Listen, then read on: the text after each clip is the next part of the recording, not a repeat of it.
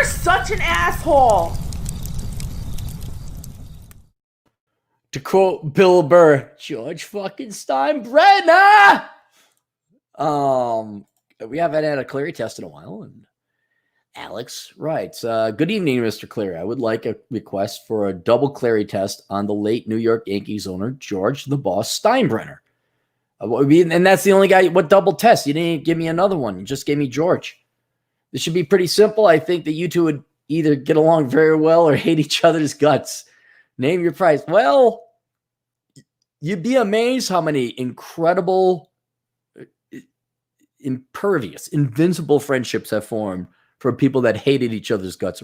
There was one gal, she ended up liking me. She hated my guts originally, and we became very good friends, and then she wanted a little bit of the Clarey cock. And I didn't give it to her. All right, let's knock that off. George Michael Steinbrenner III, so I'm going to assume he came from wealth, was an American businessman who was the principal owner and managing partner of Major League Baseball's New York Yankees. During Steinbrenner's 37-year ownership from 1973 until his death in July 2010. So he worked until he was dead. He loved his work. That's great. Point there. The longest in club history, the Yankees earned 7 World Series titles and 11 pennants. His outspokenness and role in driving up player salaries made him one of the sport's most controversial figures. What's wrong with him wanting to get people paid more? Steinbrenner was also involved in the Great Lakes and Gulf Coast shipping industry. Known as a hands-on baseball executive, Steinbrenner earned the nickname The Boss. He had a tendency to meddle in daily on-field decisions and to hire and fire and sometimes rehire managers. Former Yankees manager Dallas Green gave him the derisive nickname Manager George. He died after suffering a heart attack in his Tampa home on the morning of July 13th, 2020. First day of the 81st All-Star Game. All right, let's go see what he did. Born in Ohio, only son of Rita and Henry Jordan Steinbrenner II. Mother was an Irish immigrant who had her name changed from O'Haley to Haley. Oh, yeah, getting rid of that. Oh, really didn't. That fooled everyone. His father was of German descent and had been really Steinbrenner. I thought he was Jewish. World-class track and field hurdler. While at the Massachusetts, his dad went to MIT. Engineering. First in his class, distinguished scholar in the naval architecture. The elder Steinbrenner later became a wealthy shipping magnate and ran the family firm operate. Okay, so George came from wealth, so that's a point against him, unfortunately. Steinbrenner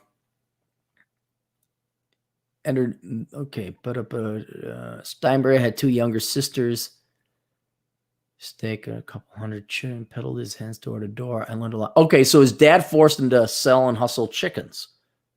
That's good. Half of my customers began buying because they were afraid of me. It sounds like I'm going to have a beer with him. I'd love to have a beer with George. Okay, so he entered the Culver Military Academy, Northern Indiana, 1944, graduate 48.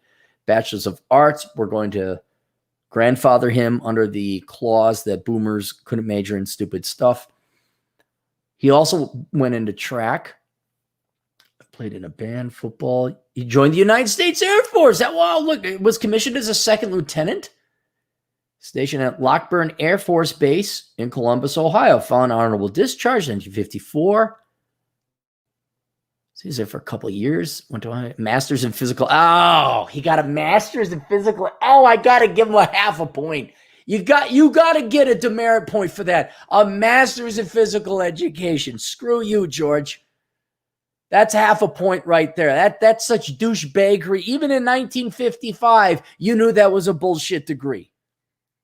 He met his wife-to-be, Elizabeth Joan, in Columbus, 1950. 2 sons, 2 daughters. Please tell me you didn't get divorced. Oh, good.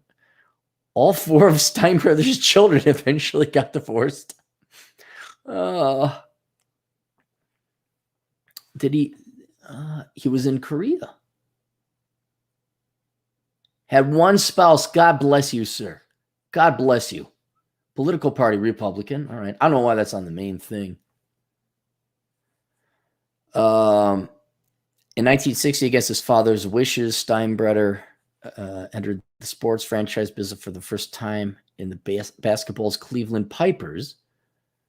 Booby dooby doo, who became the first African-American coach. Dooby dooby doo, Harlem Globetrotters.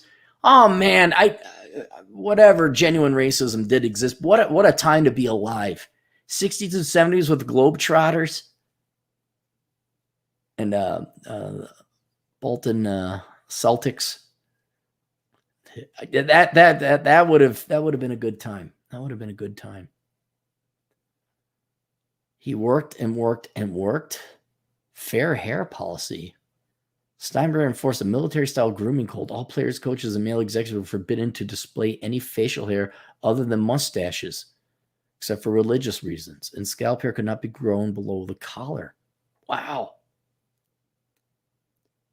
Nixon, permanent ban from management, reinstatement, championship years, retirement. I think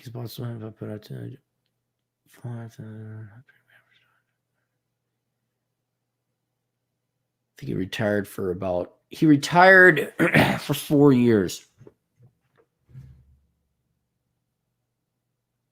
He worked pretty much until he couldn't work no more. All right, Steinbrenner. All right, so let's go through it. He half a point for majoring in stupid crack, came from wealth. But aside from those two things, the man hustled and worked. This is the type of rich people. This is the trust fund kids I like to see because he still hustled. Whatever your disagreements with Trump might be, Trump was kind of the same way. Although he was more of a gambler. Like, I'll borrow a lot of money and hope housing prices go up. But thank God money printed one per.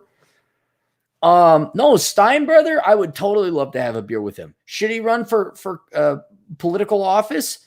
Even though he came from wealth, which is my main concern with politicians. Yes, he absolutely should have. He absolutely should have ran for whatever, political office, Congress or not.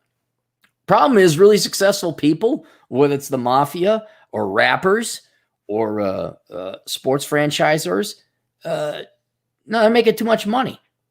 They're doing too good. Why would they waste their time with politics? Yeah, I would love to have a beer with George Steinbrenner. Yeah, absolutely. And yeah, he absolutely should run for office, but he's dead now. But that's no, that's good. It's good. We got to have him part of America. All right, there we go. Ahmed, Aaron Clarey, DT has 987 plus subs. Please record the drive. We'll make a good pod. I am going to record it. I think I am. I know DT has the right to deny that. But if you guys didn't know, because there's only 22 people watching right now, because Clarey tests are not the most popular, the least popular of my videos. If you have not, please subscribe to the Black Brigade Debrief. Not just the Black Brigade. There's a good movie out there about the black men in World War II. But the Black Brigade Debrief YouTube channel. Because if he gets 1,000 subscribers, he has to drive me to the airport on Thursday, I believe. And I'm going to do my victory dance. All right, there we go. We'll see you guys later. Toodles.